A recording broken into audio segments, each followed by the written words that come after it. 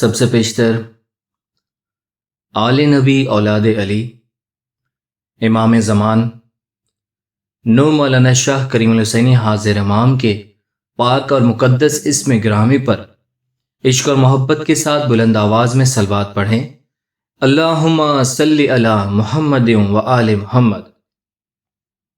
آج کا جو ٹاپک ہے اس میں آپ لوگوں کے کافی ایسے سوالات کے جوابات ہیں، وہ سوالات آپ کے دماغوں میں خود بخود کلیئر ہوتے جائیں گے۔ آج کا جو ٹاپک ہے وہ امام اور قرآن ہے۔ سب سے پہلے تو آپ لوگ یہ دماغ میں سوچیں کہ وہ ایک دور تھا جب حضور صلی اللہ علیہ وآلہ وسلم کو اس دنیا میں بھیجا گیا اور سارے نبیوں کو اس دور میں بھیجا گیا۔ اس وقت کے لوگوں کو ایک نبی ایک رسول کی ضرورت تھی، لیکن آج کے دور میں یہ کیسے ممکن ہے کہ ہماری عقل اتنی زیادہ شارپ ہو گئی ہے کہ ہمیں کسی بھی ولی کی کسی بھی رہنما کی ضرورت نہیں ہے؟ ایسا کیسے ہو سکتا ہے؟ ہر دور میں کوئی نہ کوئی پیغمبر نبی رسول آئے اور لوگوں کو ہدایت دی۔ تو آج کے دور میں کون ہے جو ہمیں اسلام کی تعلیم دے گا، اور کون آتھورائز ہے آج اس قرآن کا اصل حقدار اس وقت کون ہے؟ ظاہر میں کون ہے؟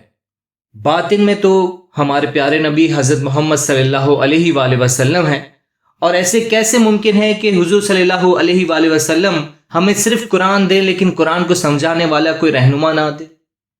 ایسا کیسے ممکن ہے کہ خدا تعالیٰ اس زمانے کے دور میں جو اپنے آپ کو یہ کہتا ہے کہ میں 70 ماؤں سے زیادہ تمہیں محبت کرتا ہوں، تو کیسے ممکن ہے کہ آج کے اس دور کے لوگوں میں کوئی رہنما نہ بھیجے اور صرف ایک کتاب ہمیں دے دے اور کہہ دے کر خود سمجھ لو؟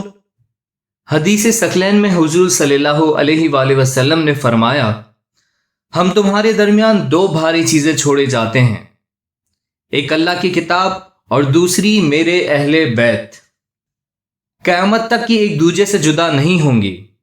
اب آپ یہ سوچیں کہ حضور صلی اللہ علیہ وآلہ وسلم نے اپنی اہل بیت کو قرآن کے ساتھ جوڑ کے رکھا ہے جو کہ قیامت تک الگ نہیں ہوں گی، تو قیامت تک وہ قرآن کے ساتھ کون ہے؟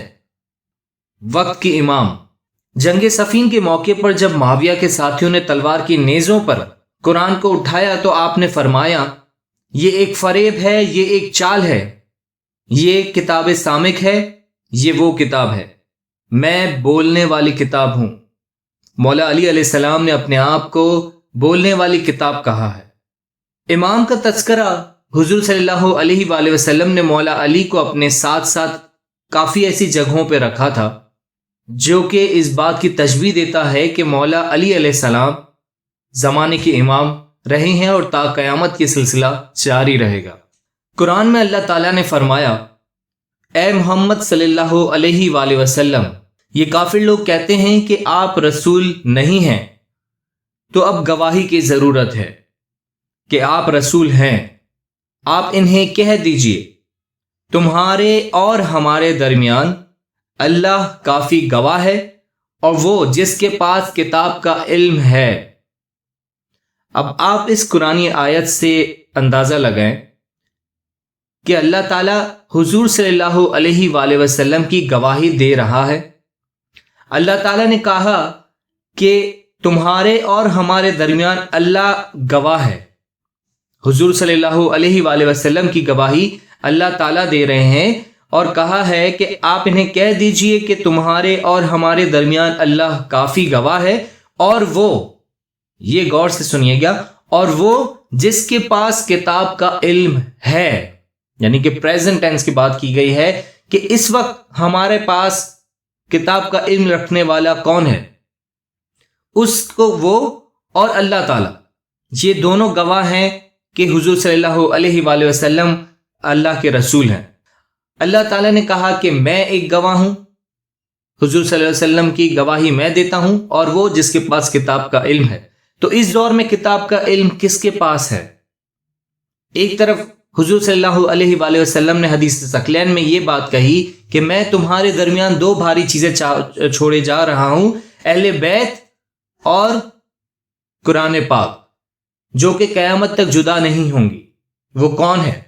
اہل بیت کون ہے؟ آج کے زمانے میں وہ اہل بیت کون ہے؟ اس آیت میں پہلے تو نبی صلی اللہ علیہ وآلہ وسلم کی اللہ تعالیٰ نے خود گواہی دی ہے کہ آپ اللہ کے رسول ہیں. پھر ایک آدمی کا ذکر کیا ہے کہ وہ کون ہے. اس سے رسول بھی مراد نہیں ہے، کیونکہ نبی صلی اللہ علیہ وآلہ وسلم خود ایک سبجیکٹ ہے جس کی گواہی دی جا رہی ہے. اب وہ تیسرا گواہ کون ہے؟ تیسرا شخص، تیسرا آدمی کون ہے؟ قرآن میں ہمیشہ دو کتابوں کا ذکر کیا گیا ہے. ایک یہ کتاب یعنی کہ قرآن پاک، اور دوسری بولنے والی کتاب، حاضل قرآن اور ذالک الکتاب. یہ قرآن اور وہ کتاب. خدا فرماتا ہے میرے پاس کتاب ہے جو سچ سچ بولتی ہے. خدا نے جب قرآن میں یہ بات فرمائی کہ میرے پاس کتاب ہے جو سچ سچ بولتی ہے، اب آپ یہ سوچیں کہ کیا یہ قرآن پاک، کیا اس میں سے آواز آتی ہے؟ کیا یہ کتاب بولتی ہے؟ اس کی ٹرانسلیشن کرنے والے آپ کو بہت سارے لوگ ملیں گے. وہ سچ بولتے ہیں یا نہیں بولتے یہ ہم نہیں، یہ خدا جانتا ہے. لیکن خدا نے کس کتاب کی بات کی ہے جو سچ سچ بولتی ہے؟ ایک دفعہ جب مولا علی علیہ السلام اس آیت کا حوالہ دے رہے تھے تو اس آیت سے جب وہ گزرے تو آپ نے قرآن کے صحیفوں کو اپنے سر پر اٹھا کے رکھا اور فرمایا، اے قرآن، اے کتاب، بول، کیا بولنا چاہتی ہے؟ آیت یہ آئی تھی کہ ہمارے پاس ایک کتاب ہے جو سچ سچ بولتی ہے. تو مولا علی علیہ السلام نے فرمایا، اے کتاب بول، تو کیا بولنا چاہتی ہے؟ خدا کے واسطے بول، تو کیا بولنا چاہتی ہے؟ 3 مرتبہ آپ نے پوچھا، کوئی جواب نہیں آیا. آپ دراصل یہ بتانا چاہتے تھے کہ دیکھو یہ کتاب نہیں بولتی ہے، بولنے والی کتاب کوئی اور ہے. بولنے والی کتاب اس کا نور ہے، یعنی کہ اللہ کا نور ہے. اس قرآن کا جو بیسک نور ہے وہ بولتا ہے. خدا نے قرآن کے ساتھ معلم ضرور بھیجا ہے، ہر دور میں بھیجا ہے اور ہر دور میں بھیجتا رہے گا، کیونکہ ہر دور کے لوگوں کو قرآن کتاب اور اس کے معلم کی ضرورت ہے تا قیامت رہے گی. رسول کو قرآن میں ایز اے ٹیچر کہا گیا ہے. خدا نے فرمایا اس کتاب یعنی قرآن کے ساتھ ایک نور ہے. ہمارے پاس تمہارے پروردگار کی جانب سے کتاب اور نور آیا ہے. کتاب اور نور آیا ہے، اس بات کا ذکر کیا گیا ہے قرآن میں. کتاب تو ہمارے پاس سامنے ہے جو کہ ہم پڑھتے ہیں، ریڈنگ کرتے ہیں، لیکن خدا نے نور کی بھی اس میں ساتھ میں بات کی ہے کہ اور نور آیا ہے. پروردگار کی جانب سے کتاب اور نور آیا ہے. بیسیکلی قرآن ایک خزانہ ہے اور نور ایک روشنی ہے. ایک مثال کے طور پر اگر آپ لے لیں، کسی اندھیری جگہ پر آپ چلے جائیں، وہاں قیمتی پتھر ہوں، بیشتر ہوں، سونا، چاندی، جواہرات وغیرہ وغیرہ جو بھی کچھ ہیں، مال وغیرہ سب کچھ پڑا ہے، لیکن اس وقت تک آپ اس کو نہیں دیکھ سکیں گے جب تک آپ کے پاس روشنی نہ آ جائے. آپ کی آنکھیں تو ٹھیک ہے، پھر کیا وجہ ہے کہ آپ کے سامنے وہ سونا چاندی سب کچھ پڑا ہوا ہے لیکن آپ اس کو نہیں دیکھ پا رہے؟ کیونکہ اندھیرا ہے. جب تک آپ روشنی نہیں لائیں گے تب تک آپ کو پتہ نہیں چل سکے گا کہ آیا یہ پتھر ہے یا سونا ہے یا چاندی ہے یا جواہرات ہے. وہ روشنی کہاں سے آئے گی؟ وہ نور کہاں سے آئے گا؟ کوئی بھی اس کو محسوس کر کے کچھ بھی بتائے گا کہ یہ پتھر ہے، یہ فلانا ہے، یہ ڈھمکانا ہے، لیکن جب تک آپ روشنی نہیں کریں گے آپ کو نہیں پتہ چلے گا کہ یہ ہے کیا. بیسیکلی خدا نے قرآن میں یہ بار بار یہ فرمایا ہے کہ کتاب کے ساتھ نور ہے. اللہ تعالیٰ نے ہر بار کتاب کے ساتھ نور کا ذکر کیا ہے. اس کتاب کو جاننے والا خدا کی طرف سے مقرر کیا گیا ہے، کوئی انسان مقرر نہیں کرتا.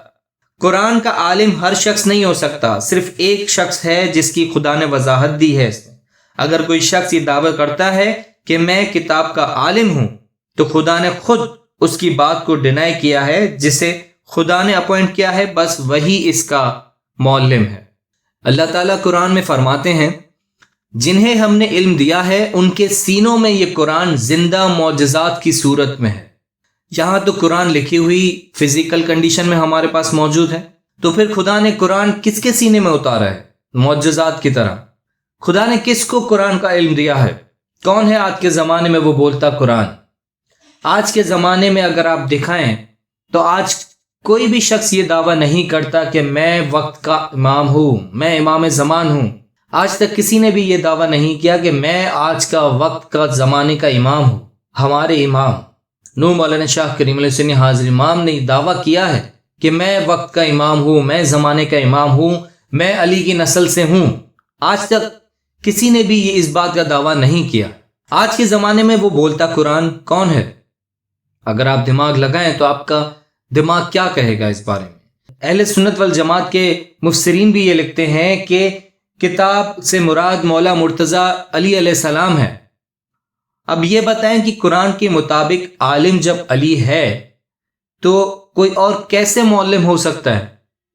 علی قرآن پہ عمل کروائے وہ سچ ہیں یا راہ پہ چلنے والا کوئی بھی شخص ہمیں بتائے آپ اس کو فالو کریں گے؟ آپ یہ اس بات پہ اگر آپ غور کریں، راہ پہ چلنے والا کوئی بھی شخص آپ کو آ کے اگر بتائے کہ دین اسلام کی تربیت یہ ہے تو کیا آپ اس کے پیچھے چل پڑیں گے؟ حالانکہ قرآن میں اللہ تعالیٰ نے کتاب کے ساتھ نور بھیجا ہے، لکھا ہے اللہ تعالیٰ نے کتاب میں، قرآن میں، کہ میں نے کتاب کے ساتھ نور بھیجا ہے۔ وہ کتاب اس وقت کا کمپلیٹ نہیں ہوتی ہے جب تک نور اس کے ساتھ نہیں ہوتا۔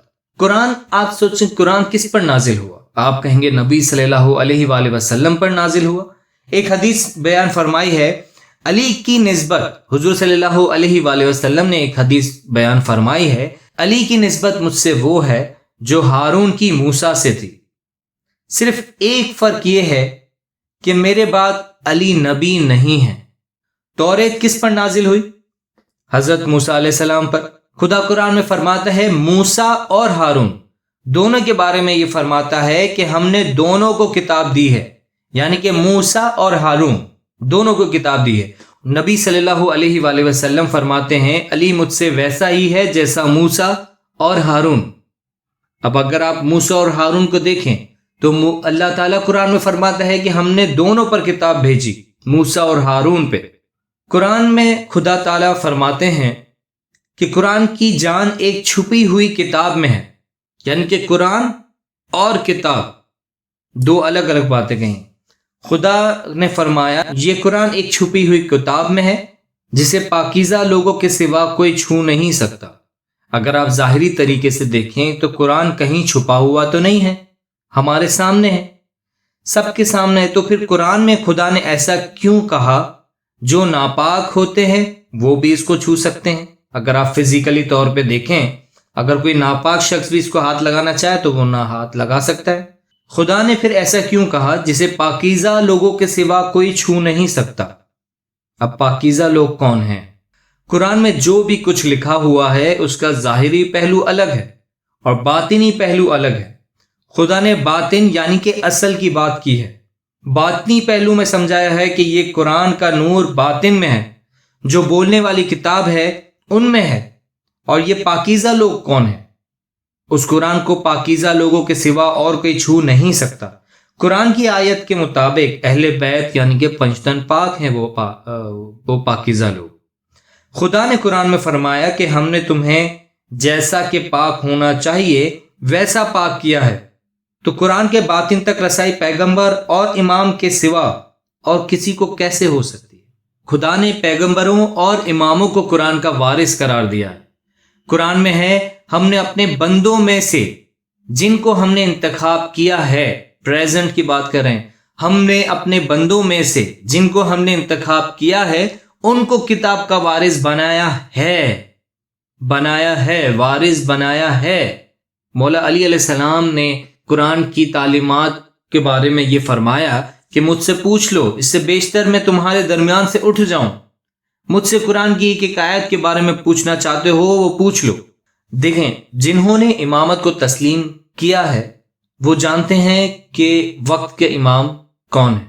جنہوں نے امامت کو تسلیم نہیں کیا ان کے پاس صرف ایک کتاب رہ گئی ہے، لیکن اس کا وارث، اس کو سمجھانے والا ان کے بیچ نہیں ہے۔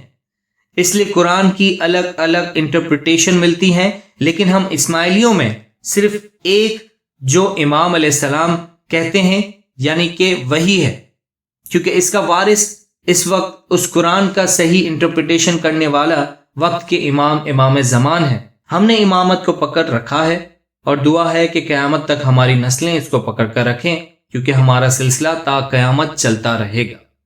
شکریہ، یا علی مدد۔